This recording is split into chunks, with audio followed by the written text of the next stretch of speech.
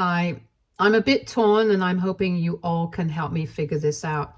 I, 32, female, am struggling to figure out what to do about my parents, 60s.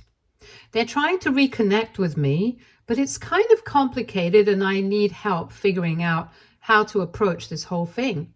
I'm just going to tell you a little bit more about them and my relationship with them first.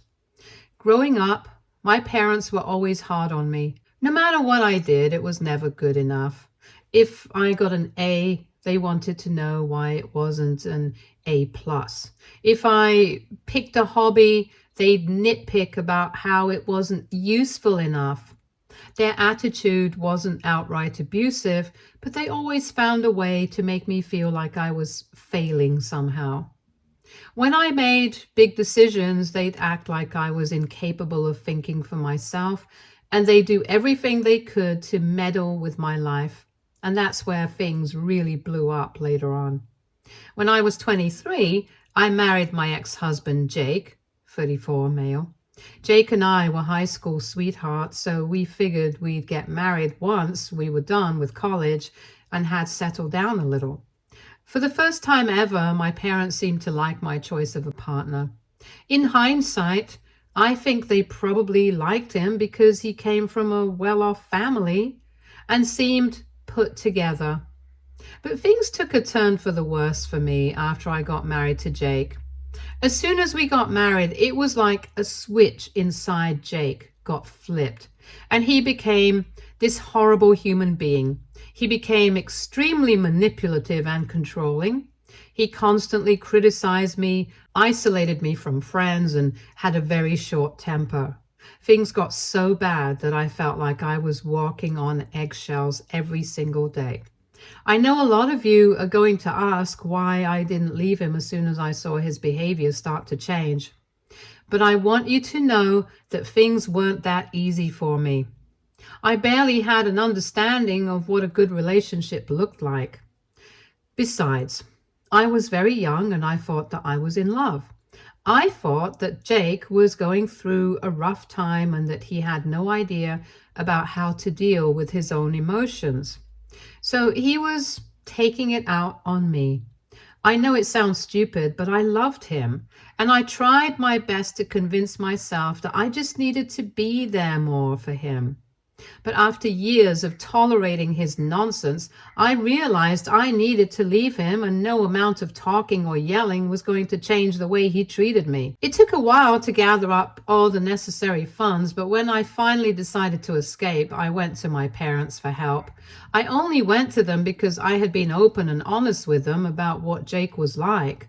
I started doing that a few months before I was planning to leave Jake because I figured that they'd help me out.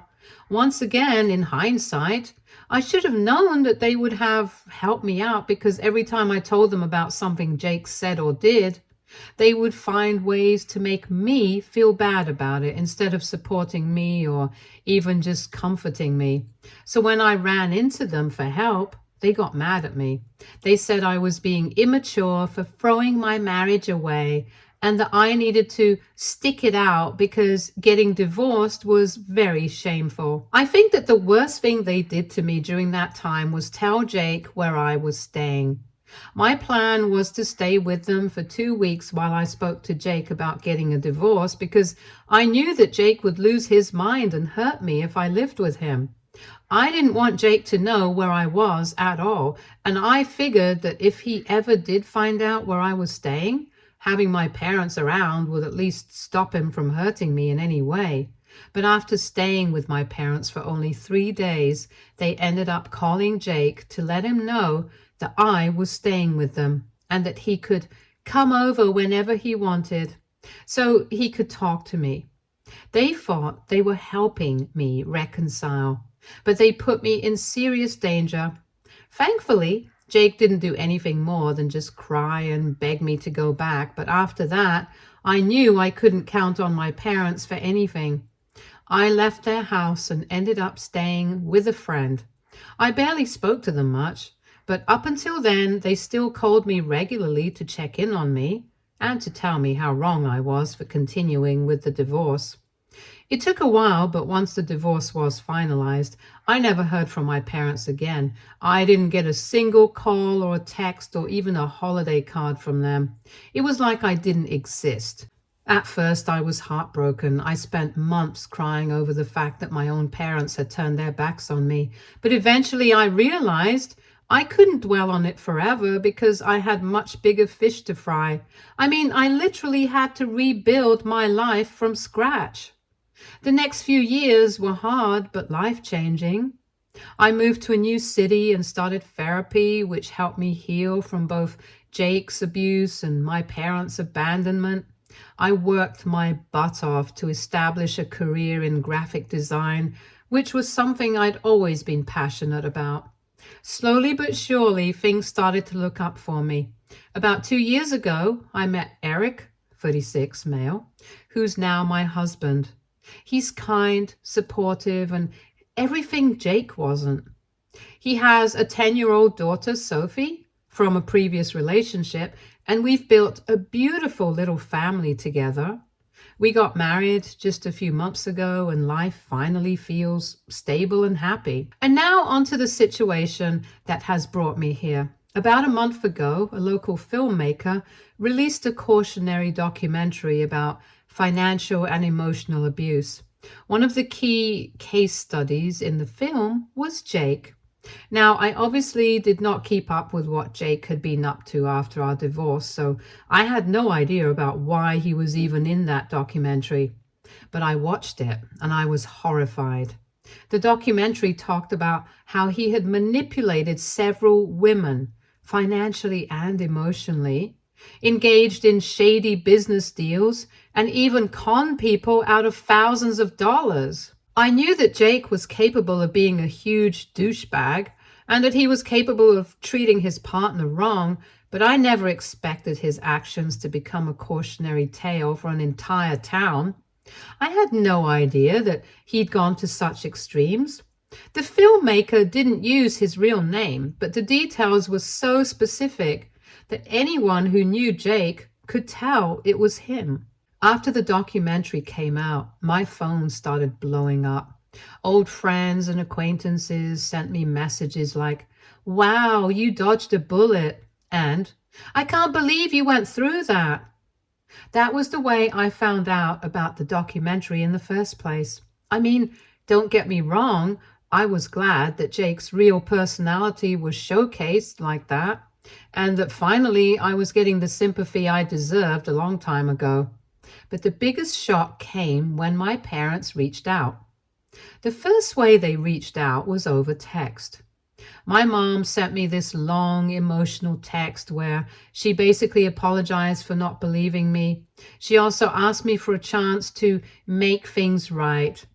Then there were the voicemails from my dad where he told me about how sorry him and my mom were for the way they treated me and how they wanted to reconnect. There were more things that they'd said, but essentially they sounded like they really regretted the way they treated me and they sounded desperate to make things right with me again.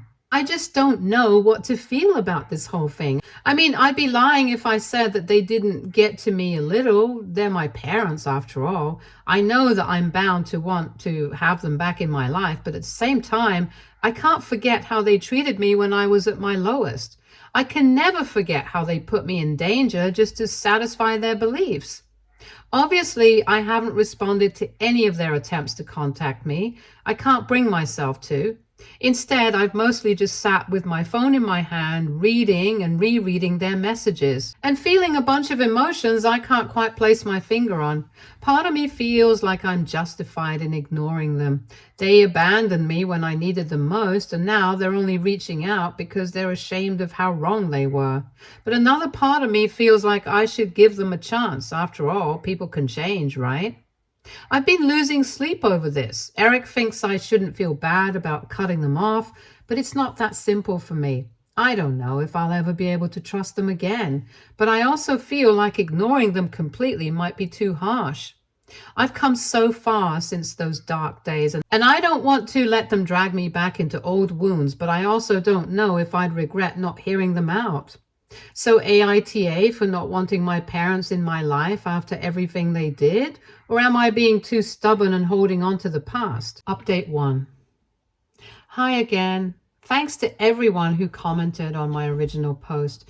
Your perspectives really helped me think things through. Some of you asked questions I realized I didn't address, so I wanted to clear a few things up before diving into what's happened since. First, a lot of you asked why I even considered responding to my parents in the first place. Honestly, it's complicated. I've spent years trying to heal from the abandonment and betrayal, but deep down, there's still this part of me that wants to believe that they could change. I guess I was also scared that if I ignored them completely, I'd regret it later. Another question that came up was about Jake and whether my parents knew how bad he was during the marriage. I told them bits and pieces back then, but they never took me seriously. They just assumed I was exaggerating or being dramatic. I only told them the details about Jake's behavior a few weeks before I had planned to run away from him. They didn't take me seriously then either, but I guess I wasn't in the right state of mind to really look into that. I just assumed that since they were my parents, they'd protect me regardless of whether they believed me or not. I was wrong, obviously. But after reading your advice, I decided I couldn't ignore the situation forever. I figured the only way I'd get any peace was to hear my parents out. So I reached out to them and agreed to meet at a neutral spot, a small cafe halfway between their town and mine. I thought maybe, just maybe, they'd be truly sorry for how they treated me and we could have an honest conversation. Unfortunately, that's not what happened. When I met them, they seemed more interested in justifying their behavior than actually apologizing. My mom went on about how they just didn't know that Jake was that bad and how the documentary opened their eyes. My dad said they did what they thought was right at the time and acted like that should be enough to excuse everything. I felt like they were more sorry about being wrong than about the pain they caused me. At one point, my mom even hinted that I could have handled things differently and maybe they wouldn't have misunderstood the situation. That hurt a lot. After everything I went through, they still found a way to blame me, even just a little. I realized then that they weren't really trying to make amends. They were just trying to make themselves feel better. I told them I didn't want to continue the conversation. I said that I was happy with my life as it was and that I wanted things to go back to how they'd been before they reached out. Us living separate lives. They looked shocked and tried to argue, but I left before they could talk me into staying. It wasn't an easy decision, but I felt like it was the right one for me and my family. That should have been the end of it, but then they crossed a line I couldn't ignore. Last weekend, Sophie had a school play. It was something she'd been looking forward to for weeks, and Eric and I were so proud of how hard she worked on her part. So you can imagine my surprise when I saw my parents sitting in the audience. I never told them about the play, so they must have gotten the details from Eric's Facebook. Don't worry, we've updated our privacy settings now. They didn't just show up, they acted like they were part of our family. They introduced themselves to other parents as Sophie's grandparents. Sophie was confused and asked Eric who they were. It was such an uncomfortable moment. I had to pull my parents aside and tell them to leave. My mom started crying and said I was punishing them for their past mistakes. My dad said they were just trying to be there for me now, like that somehow justified them ignoring my boundaries. I didn't want to make a scene, especially with other parents and kids around, so I asked them to leave as calmly as I could. They didn't make it easy and they kept trying to cause a scene, but I somehow managed to get them to calm down and leave.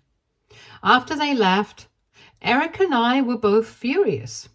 He's been incredibly supportive through all of this, but it feels like my parents are trying to force their way into our lives in the worst possible way. He was already upset and mad at my parents for mistreating me in the first place, and then for choosing to still not take accountability for their actions. He's also protective of Sophie, and he's worried about how their behavior might confuse or upset her. He's also worried that they're going to take things too far and maybe start using Sophie to get to me. Obviously, I completely understand where he's coming from, so I sent my parents a firm text afterward, telling them their actions were unacceptable and that I needed space. I told them that if they continued to cross boundaries, I'd have no choice but to cut off contact completely. They haven't responded yet, but I'm sure it's only a matter of time. Part of me wonders if I'm being too harsh. But I also feel like I have every right to protect my family from this kind of chaos. I tried giving them a chance and they proved that they were not ready to respect my boundaries or my life. Anyway, I'll keep you guys updated on what happens next. Thanks for reading, and I appreciate any advice you have moving forward. Update 2. I really didn't think I'd be back so soon, but here we are. Things have gone completely off the rails and I'm at a loss. A couple of days ago, a family friend reached out to me. This person is someone I've stayed in touch with over the years, but who also keeps in contact with my parents. They called to let me know something they thought I should hear. My parents had apparently tried to contact Jake. Yes, my abusive, controlling, manipulative ex-husband, Jake. They tried to contact the same guy whose crimes and predatory behavior were featured in a documentary just a few months ago. According to my friend, my parents reached out to Jake to hear his side of the story about our divorce. I was stunned. After all the apologizing they did, after claiming they believed me now and wanted to make things right, they still felt the need to validate everything by going directly to him. What makes things worse is that apparently Jake didn't respond to them directly, but apparently made some smug, backhanded remarks through mutual acquaintances about how I've always been difficult and quick to blame others. Hearing this felt like someone ripping open an old wound. I didn't want to believe it at first. I thought maybe my friend had misunderstood or had gotten bad information. I tried to give my parents the benefit of the doubt, again, and reached out to them to confirm. I called my mom and asked her if she and my dad had contacted Jake. She didn't even try to deny it. Instead, she started defending their decision. She said that they wanted to understand the full picture of what happened in my marriage. She even said something like, "We were wrong before, so we don't want to make that mistake again." I was floored. I was already upset that they'd broken several boundaries while trying to make up to me, but finding out that my parents still did not trust anything that happened to me, even with video evidence of Jake's behavior, made me feel like I really did not matter at all to them. My dad chimed in during the call and doubled down. He said that Jake's behavior in the documentary was concerning, but it didn't necessarily mean he had been a bad husband. They also insinuated that I might have been exaggerating my struggles back then and that they just wanted clarity. Their complete lack of remorse was like a slap in the face. I asked them if they had any idea how much pain this caused me and how much courage it took for me to even leave Jake in the first place. My mom brushed it off and said that I was being too emotional and that they didn't mean to hurt me in any way, and my dad claimed that they were just trying to make informed decisions about rebuilding their relationship with me. At that point, I lost it. I told them that they were selfish, manipulative, and incapable of change. I said they had no place in my life or my family if they couldn't even acknowledge how deeply hurtful their actions were. They didn't even apologize. My mom just sighed like I was being difficult, and my dad muttered something about how they can't ever win with me. I hung up on them after, and I felt so overwhelmed with emotions. I mean, I was sad and angry at the way my parents were treating me after years of no communication. I can't believe I gave them another chance just for them to betray me all over again.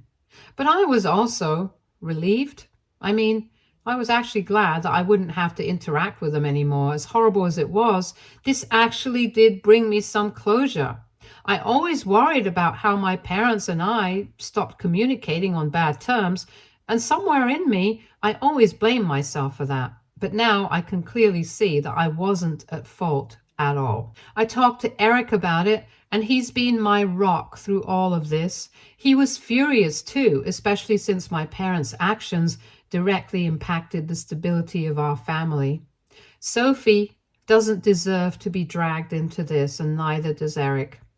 We agreed that I needed to protect our family from my parents' chaos. So I've blocked my parents on everything: phone, email, social media. I told the family friend who warned me what happened, and they were completely supportive of my decision to cut contact. They even apologized for being the ones to break the news, but honestly, I'm grateful they did. I needed to know. I will admit that it hurts to realize that my parents will likely never be the people I need them to be. But I also know I can't keep putting myself in situations where I'm hurt over and over again. My focus is on my family, Eric, Sophie, and the life we've built together. They're my real family, and I won't let anyone ruin that. Thanks again for all your advice and support. It's been a tough road, but I'm learning to stand up for myself and prioritize the people who truly matter. Update 3. Hi again. This will, hopefully, be my last update.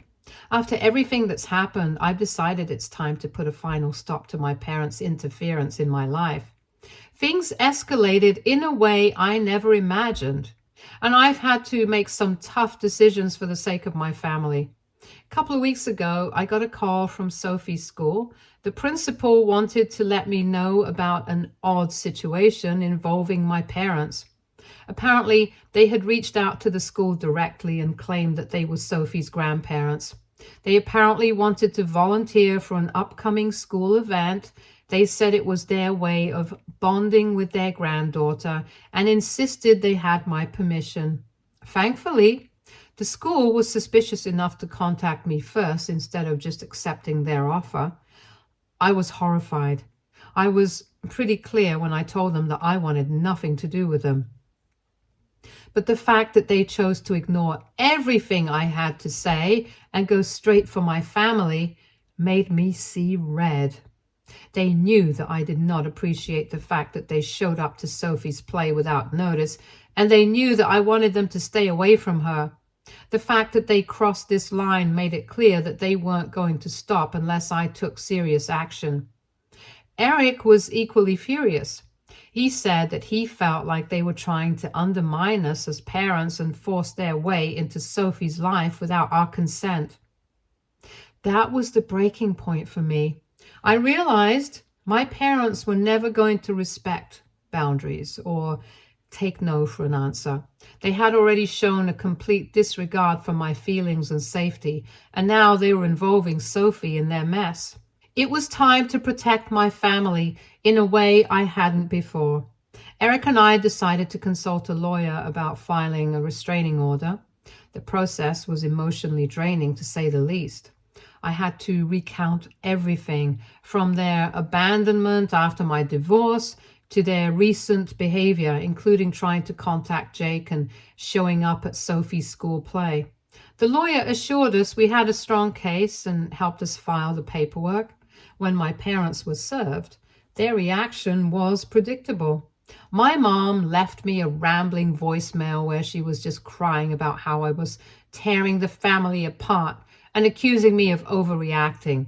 My dad, on the other hand, sent an email from a new email since I'd blocked his old one, accusing me of being cold-hearted and saying I was poisoned by Eric's influence. Both of them also kept hinting that I was too dumb to know what I was doing and that I was going to regret what I was doing to them. All I could hear was the fact that they still couldn't take accountability for their actions and instead chose to double down on blaming me. They tried to contest the order as well, and they did their best to disprove every evidence I had of their treatment of me and my family. Unfortunately for them, I had a mountain of evidence against them, and that wasn't even with me trying to collect evidence. They had treated me so badly for years that even the judge saw it and granted the restraining order. The order includes provisions that prevent them from contacting me, Eric or Sophie, in any way, including through third parties. If they violate it, they'll face legal consequences. To make sure we're fully protected, I've taken additional steps. I told everyone in my life, friends and family, that if anyone tries to reach out to me on my parents' behalf, I'll cut them off immediately. Thankfully, no one has tested this boundary so far, and most people have been incredibly supportive. Since the restraining order was put in place, my parents have tried to contact me a few times through indirect means. They sent letters to my old address, which were forwarded to me by my mail service, but I haven't opened them. I'm keeping them as evidence in case I need to prove they're still violating boundaries. This whole ordeal has been exhausting, both emotionally and physically. There's a part of me that feels sad about how things turned out. I wish my parents could have changed, but I've come to accept that they are who they are. And I can't keep sacrificing my peace and happiness, hoping they'll become better people. Eric and I have decided to focus on moving forward. We're considering taking a family trip with Sophie to get a change of scenery and create some positive memories together. I'm also seeing a therapist to work through the lingering guilt and hurt from everything that's happened with my parents. If I'm being honest, I finally feel like this entire chapter of my life has come to an end. I've done everything I can to protect myself and my family, and I've set boundaries that I intend to enforce. My parents had plenty of chances to rebuild our relationship, and they blew every single one of them. Thank you to everyone who has supported me through this mess. Your advice and encouragement have meant the world to me, and I truly appreciate it. Stay tuned for more stories from our girl relationships.